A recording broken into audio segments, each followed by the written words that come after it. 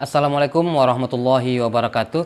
Eh, Terima kasih untuk teman-teman Ikatan Mahasiswa Muhammadiyah yang sudah ikut dalam diskusi atau kajian buku saya ini. Dan untuk menambah bahan yang sebelumnya yang sudah saya sampaikan, di dalam buku ini paling tidak secara kesimpulan ya bisa saya garis bawahi. Pertama, bahwa gerakan Islam radikal di Indonesia merupakan gerakan yang sudah laten, bahkan begitu pula dalam aspek proses penyebaran ideologisasi yang dilakukan.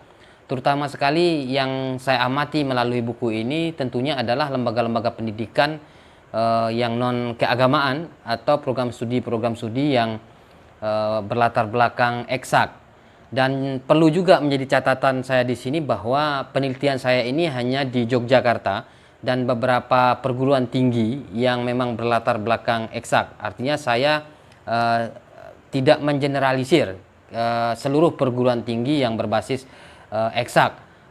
Tapi paling tidak dengan sampel yang saya ambil beberapa dari kader yang terlibat di dalam gerakan Islam radikal ini, memang mereka rata-rata atau hampir semua yang saya teliti adalah mereka yang berlatar belakang pendidikan program studi eksak.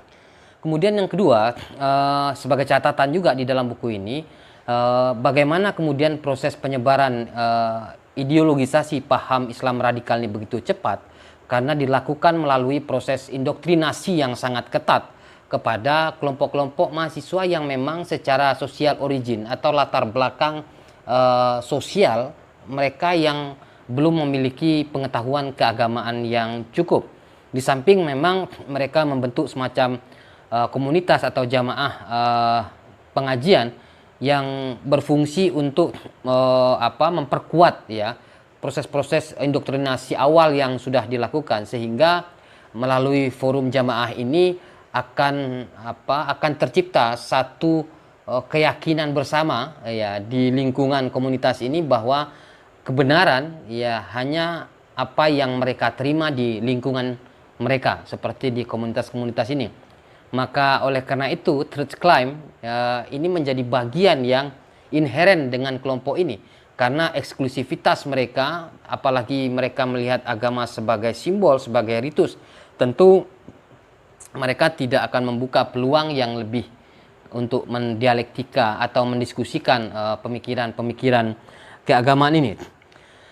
Kemudian yang menjadi catatan yang cukup menarik adalah bahwa apa yang dilakukan di dalam proses ideologisasi gerakan Islam radikal ini, poin yang saya temukan adalah agama ini dijadikan sebagai bagian dari proses untuk merebut makna dan identitas agama di lingkungan sosial atau di lingkungan masyarakat.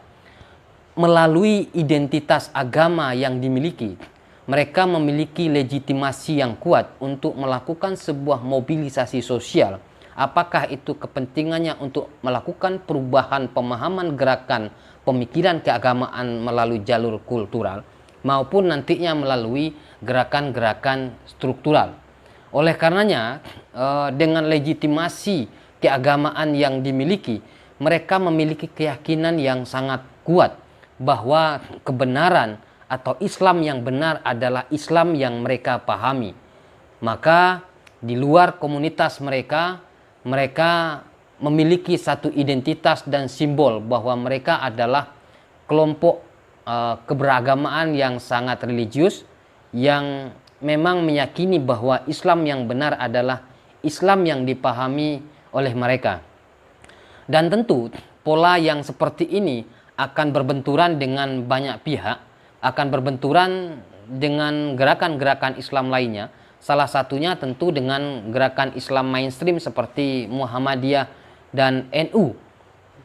Karena bagi Muhammadiyah dan NU tentu melihat agama tidak semata-mata aspek simbol, melihat agama tidak semata-mata aspek formalitas, letterlek, tetapi juga bagian dari ranah kajian sains yang penerapan beberapa hukum Islam yang bersifat muamalah misalnya perlu didiskusikan dan dikaji berdasarkan kondisi konteks sosial yang ada pada saat ini.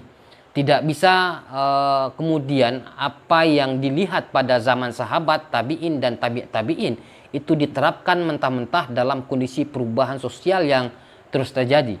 Karena kita meyakini bahwa Islam sesungguhnya adalah agama yang berfungsi dan bertujuan untuk melakukan transformasi sosial. Jadi agama sebagaimana yang disampaikan juga oleh ahli syariati tidak hanya sebagai simbol tetapi juga untuk melakukan sebuah perubahan. Maka jika agama hanya dilekatkan sebagai ritus, sebagai simbol, tidak ubahnya agama menurut ahli syariati seperti mukena. Jadi ini menjadi catatan penting bagi kita ke depan, apalagi bagi generasi muda, bagaimana Islam, bagaimana agama ini menjadi kekuatan di dalam melakukan perubahan-perubahan sosial. Bagaimana agama dan Islam menjadi alat untuk menjawab persoalan-persoalan kemanusiaan. Karena inilah sesungguhnya kepentingan kita berislam dan kepentingan kita beragama. Demikian catatan singkat saya dari buku ini, dan mudah-mudahan kita tentu belum bisa merasa puas karena dalam ranah dan konteks kajian tidak ada kepuasan. Kalau perlu ini menjadi satu inspirasi bagi teman-teman sekalian untuk melakukan riset dan penelitian-penelitian selanjutnya. Karena dalam konteks ranah sosial tentu kehidupan, dinamika, pemikiran akan mengalami perubahan-perubahan. Hari ini atau kemarin kita menemukan hal yang berbeda, ke depan tentu juga akan bisa kita menemukan hal yang berbeda. Semoga ini ada manfaatnya. Lebih dan kurang mohon dimaafkan. Billahi fi sabilil haq fastabiqil khairat. Wassalamualaikum warahmatullahi wabarakatuh.